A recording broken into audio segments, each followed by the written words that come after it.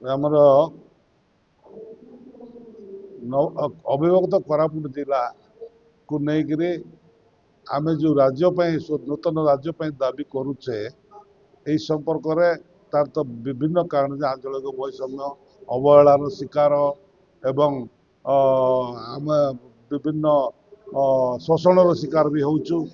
ଏସବୁ ଲୋକଙ୍କ ଭିତରେ ବହୁତ ବାଧୁଛି, ବହୁତ କ୍ଷୋଭ ଅଛି ଏବଂ ଉପଯୁକ୍ତ ଆମେ ସେବା ପାଇପାରୁନୁ, ଉପଯୁକ୍ତ ସୁବିଧା ପାଇପାରୁନୁ। ଏଇ କଥା ଅନୁଭୂତି ହେଉଛି ଚାରିଟା ଜିଲ୍ଲାର ସମସ୍ତ ବୁଦ୍ଧିଜୀବୀଙ୍କର ମନରେ। ଏଥିପାଇଁ ଆମେ ଦେଖିଲୁ ସଦାବେଳେ ଆଉ ରାଜରାସ୍ତାରେ ସଦାବେଳେ ଆମେ ଦାବିପତ୍ର ଆକୁ ତାକୁ କଲେକ୍ଟର ଜରିଆରେ ଦାବିପତ୍ର ଦେଉଛୁ, ସଦାବେଳେ ଦେଉଛୁ, କୋଉଠି ହେଉଛି କୋଉଠି ନାହିଁ। ସେଥିପାଇଁ ଗୋଟେ ସମସ୍ୟାର ସବୁ ସମସ୍ୟାର ସମାଧାନ ଗୋଟେ ସ୍ୱତନ୍ତ୍ର ରାଜ୍ୟ ହେଲେ ହିଁ ଏଇଠି ଆମର ଏଇଠିକା ଲୋକାଲ ଲୋକ କୋରାପୁଟ ଜିଲ୍ଲାର ଲୋକ ହିଁ ସରକାର ହେବେ।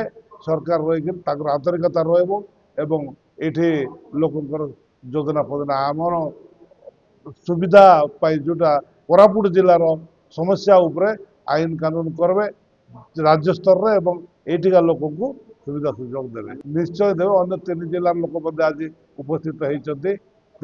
ଚାରିଟା ଜିଲ୍ଲାର ଲୋକ ବସିକି ଗୋଟେ କେନ୍ଦ୍ରୀୟ କମିଟି ବି ଗଠନ କରାହେଇଛି, ଆକ୍ସନ କମିଟି ଗୋଟେ କରାହେଇଛି।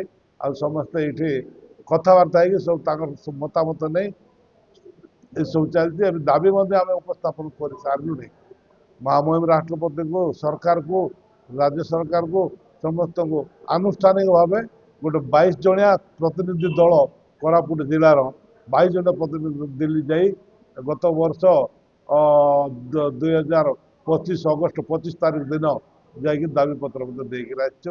ଆଉ ଏଠି ଲୋକଙ୍କର ବହୁତ ସମର୍ଥନ ଅଛି, ଯାହା ଦେଖୁଛୁ ଆମେ ଲୋକଙ୍କର ସମସ୍ତଙ୍କର ସମର୍ଥନ ଅଛି।